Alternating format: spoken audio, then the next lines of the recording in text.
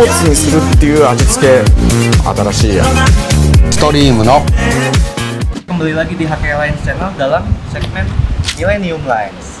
Kali ini saya akan mereview salah satu MPV dari merek Honda yang sering dikira station wagon.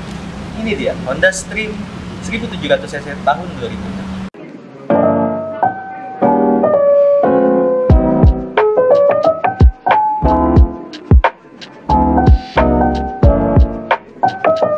Berbicara soal Honda Stream, mobil ini pertama kali dirilis dan ditampilkan di acara Tokyo Motor Show pada tahun 2000. Ketika ditampilkan di acara Tokyo Motor Show, mobil ini langsung mendapatkan penghargaan sebagai Design of the Year pada saat itu.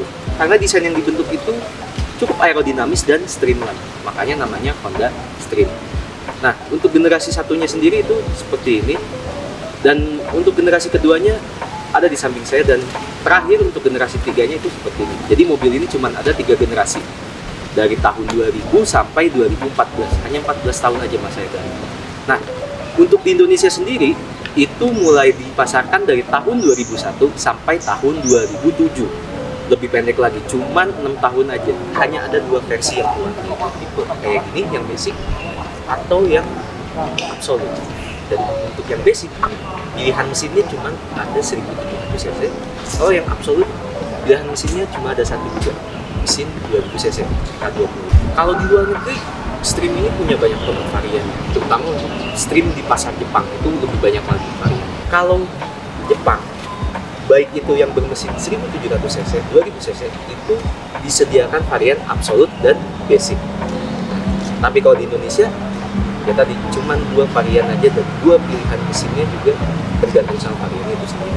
Karena kebetulan yang ada di samping saya ini adalah Stream generasi kedua, jadi kita akan menjelaskan tentang Stream generasi kedua ini. Antara Stream generasi 1 dan generasi kedua itu cuma ada facelift di bagian depan dan belakangnya aja.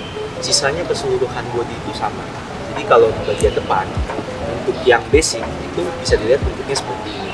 Grillnya cuma segini aja, nggak sampai bawah. Beda sama yang absolut itu, kalau absolut itu grillnya sampai bawah. Karena ini masih tipe basic, sebenarnya nggak ada fog lampnya. Jadi fog lamp ini sebenarnya aftermarket, nggak ada body kit juga kayak yang absolut. Jadi bentuknya itu benar-benar standar banget ada basic.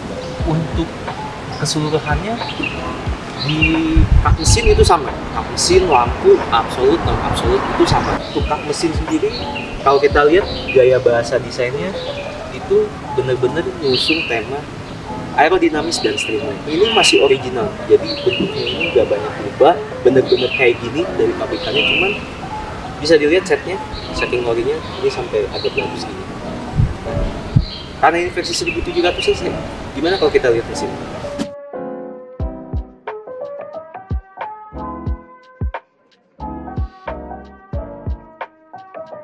Karena tadi ini yang versi basic, jadi bisa dilihat kan di bagian kap mesin ini nggak ada peredam sama sekali, jadi polos gini aja. Nah, untuk mesinnya sendiri ini 1700cc dengan kode mesin D1755, 130 horsepower dengan torsi 155 Nm pada 4800 rpm, cukup besar ya untuk torsinya. Nah, untuk VTEC-nya sendiri ini pakai VTEC I, jadi hampir semua Stream itu gak ada yang pakai VTEC yang 3 stage atau dual solenoid, jadi semuanya itu masih pakai VTEC I, karena memang bukan mobil untuk kencang-kencang. Karena mobil ini katanya streamline, gimana kalau kita lihat dari samping? Nah, kalau tadi kita ngomongin tarikan desain yang aerodinamis dan streamline dari bagian depan, kalau kita lihat dari bagian samping, ini kelihatan banget. Insinyur Honda ketika membuat mobil ini dan memberikan nama, itu benar-benar sesuai.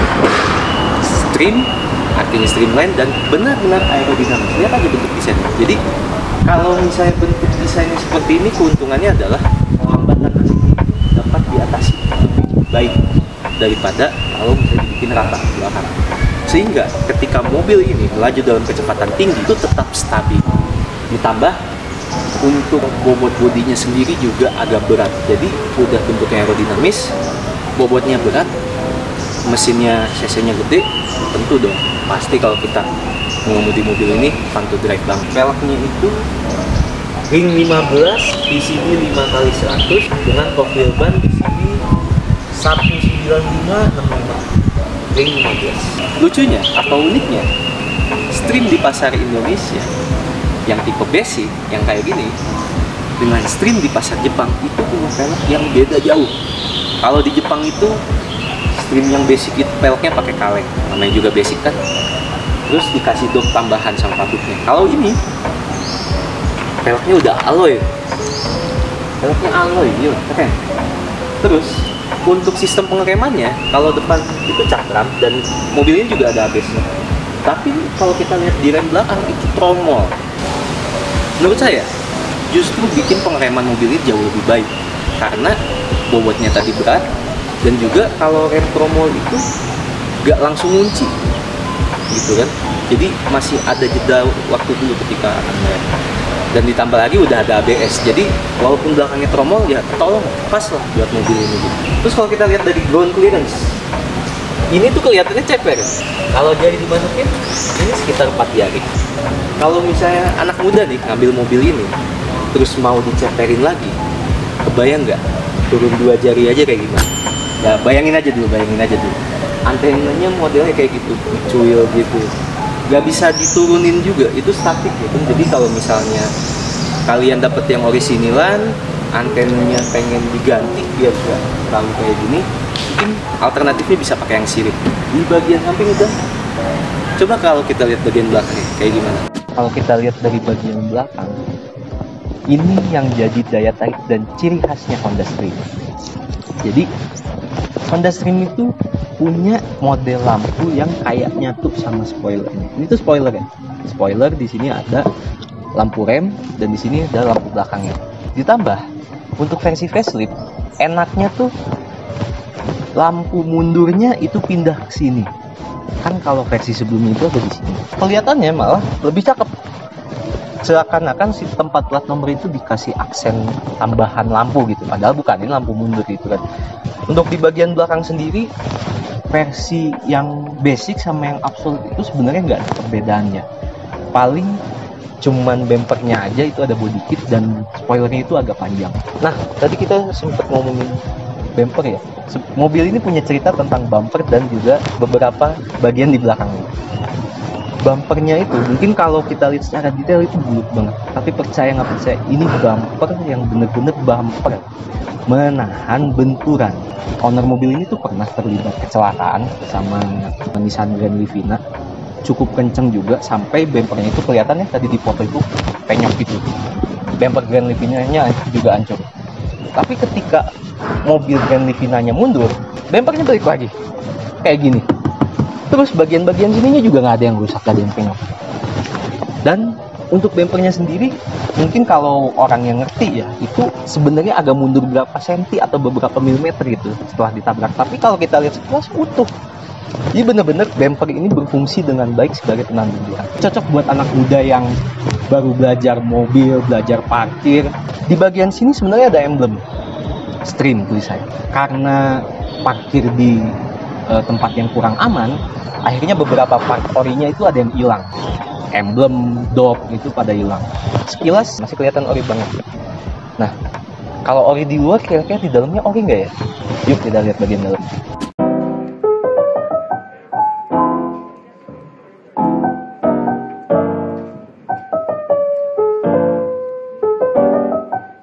Sekarang saya sudah berada di bagian interior dari Honda Stream ini. Bisa kita lihat kalau Honda Stream di Indonesia yang versi basic gak dapet dual SRS airbag. Padahal itu safety yang paling dibutuhkan banget ya, terutama untuk kondisi saat ini. Tapi tenang aja, kalau kalian pengen yang ada airbag itu bisa ambil yang tipe absolute. Gak ada vehicle stability control juga. Tapi untuk sisanya itu hampir sama, dari mulai bahan jok, terus fitur-fitur yang tersedia di sini itu hampir sama semua. Kayak ini power window-nya itu 4 sisi, auto cuman sisi driver. Terus di bagian sini juga kelihatan ya, ada door pocket, ada cup holder, di sini ada cup holder juga. Terus electric mirror juga, ditambah setirnya juga sudah adjustable ya untuk setir, tinggal diginiin. Cluster speedometernya juga sama kayak gini aja, bentuk dashboard keseluruhan itu sama. Gitu. Sampai ke AC juga ada heater di sini. Untuk posisi pengemudi, kalau kalian anak muda, ini sebenarnya enak banget ya. Jadi pandangan ke depannya tuh lega. Terus joknya ini bisa di-adjustable. Ketika saya bergeser ke posisi penumpang depan, ini lega banget, enak banget. Apalagi kalau badannya cukup tinggi tuh enak banget. Misalnya kalian bawa temen gitu naik mobil ini, kalian enak nyetirnya, tapi teman kalian juga enak sebagai penumpang gitu, terakomodasi. Kalau penumpang di belakang kira-kira kayak gimana? Apa sama-sama lega juga? Yuk mari kita lihat. Lega men, enak loh ini. Terus ya sama-sama terakomodasi juga, ada cup holder, terus di sini ada taruh barang, di sini juga bisa ditambah. Kalau misalnya penumpang tengah itu cuman ada 2, dapat armrest, ada cup holdernya juga 2 biji di sini. Jadi bener-bener terakomodasi sekali. AC juga sampai tengah tuh cukup kerasa. Tapi gimana kalau di posisi belakang? Sebenarnya Honda Stream ini punya fitur yang cukup fleksibel. Kalau penumpang itu mau duduk di paling belakang, tinggal klik tombol ini atau bisa juga tombol ini. Cuman karena ini udah nggak terlalu berfungsi tuh, ini juga sama, cuman bisa gini doang. Jadinya harus manual. Ini harus kayak gitu, baru deh bisa akses ke belakang. Posisi duduk di belakang ini sebenarnya agak-agak kurang enak ya, karena tadi AC depan kalau mobil baru nyalain AC-nya itu mungkin agak lama buat nyampe ke belakang. Jadi mau nggak mau harus agak sabar dikit lah kalau mau ngerasain AC. Selain itu, biar penumpang belakang duduk, mau nggak mau penumpang depan sama penumpang tengah itu harus ngatur kursinya supaya ya jangan dibikin lega banget lah, biar orang di belakang tuh masih kedapetan space lah untuk kakinya, apalagi kalau badannya tinggi. Untuk belakang masih muat 3 ya kalau badannya kayak saya semua, tapi mungkin kalau agak besar masih cukup 2. Bisa dibilang mobil Stream ini kalau anak muda pengen bawa temennya rame-rame cocok lah. Selain itu, jok paling belakang ini bisa dibuat jadi bagasi yang cukup lega loh. Caranya cukup gampang, tinggal ditarik-tarik seperti ini, kemudian dilipat-lipat seperti ini dan selesai. Jadi kalau mau naruh barang yang cukup banyak atau barang yang agak besar, nggak perlu khawatir lagi. Nah, sekarang kita coba bawa kayak gimana nih mobil Honda Stream ini. Jadi supir ya, itu pandangannya juga lega. Kalau jadi penumpang depan juga lega. Ini kerasa banget ya. Apalagi kalau posisinya kayak gini nih. Tarikannya juga lumayan ngisi kan. Berasa bawa sedan gitu, padahal bukan sedan. Depan agak menanjak, kita berhenti. Statik ya, nggak gerak ya. Kalau masih sehat pasti enak gini. Kita gas lagi dikit. Udah naik. Kalau buat bawa ngebutnya nanti coba sendiri aja. Kalau saya selama pernah nyoba Stream, kecepatan 100-120 tuh enak. Ini juga lewat jalan bergelombang juga enak gitu kan. Bantingannya tuh empuk gitu, nggak keras gitu. Kalau misalnya beli mobil ini udah dicek dan memang dalam kondisi sehat, si radiator dan fan-nya itu enak kalau lagi macet-macetan gini, sambil nyalain AC, sambil dengerin musik. Tapi kalau misalnya nggak dicek, pas lagi macet gini, AC nyala, tiba-tiba suhu naik. Kalau misalnya macet-macetan, kira-kira boros gak? Ya tergantung. Kalau misalnya macetnya 10 kilo ya berasa pasti borosnya gitu. Tapi kalau baru 1 kilo ya 1 sampai 5 kilo sih masih oke lah. Kalau misalnya kita mau masuk gang kecil, bawa mobil ini kalau masih belajar ya, itu mungkin ada penyesuaian juga. Apalagi gangnya tuh ini banget, sempit banget. Karena ini mobil tuh lebar, panjang banget gitu. Tapi kalau kita udah ngerti sama ukuran sebenarnya, bandingan ukuran itu sama mobil apa, ya enjoy aja. Kalau misalnya teman-teman kalian biasanya pergi jalan-jalan tuh pakai MPV kayak Mobilio, Avanza, Xenia, begitu naik ini, pasti komentarnya tuh pada keren.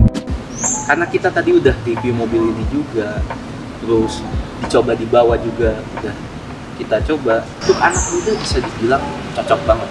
Kan anak muda tuh suka yang JDM ya. Ini JDM, asli JDM. Di Jepang ada, rilis pertama juga di Jepang. Jadi kalau ngomongin soal referensi modifikasi ala JDM, pilihannya banyak banget. Kalau kita ngomongin dari mesin dan konsumsi bensin, mesinnya 1700 cc, gitu, cukup bertenaga, tapi konsumsi bensinnya itu irit banget. Kurang lebih untuk konsumsi di dalam kota itu 1:10 sampai 1:12. Kalau untuk luar kotanya itu bisa dari 1:12 sampai bahkan 1:14. Selain irit, mobil ini tuh mudah perawatan. Spare partnya masih banyak, khusus untuk yang versi 1700 cc. Karena apa? Beberapa bagian yang masih konvensional, kayak transmisinya, terus juga ECU-nya juga masih konvensional. Beda sama yang Absolute. Kalau yang Absolute itu dia udah Triptronic, ECU-nya juga udah full elektronik. Jadi kalau ada masalah itu ribet lah. Apalagi di transmisi untuk yang Absolute itu sering bermasalah. Jadi kalau kalian memang pengen beli dan langsung pakai, disaranin itu yang versi 1700. Kalau punya rencana mau ngambil listrik, ya pasti ada beberapa hal yang perlu diperhatikan. Di bagian mesin pastiin radiatornya tuh masih berfungsi dengan baik, fan radiatornya juga sama, dan air radiatornya itu bukan air biasa. Karena kalau misalnya pas dicek radiatornya, air radiatornya pakai air biasa, itu biasanya bulbnya suka korosi. Selain itu, pastikan juga si kaki-kaki itu benar-benar dalam keadaan sehat, karena kalau Honda itu ya terkenal lah kaki-kakinya cukup ribet. Di bagian bodi, pasti bodinya bebas karat, bebas tabrak.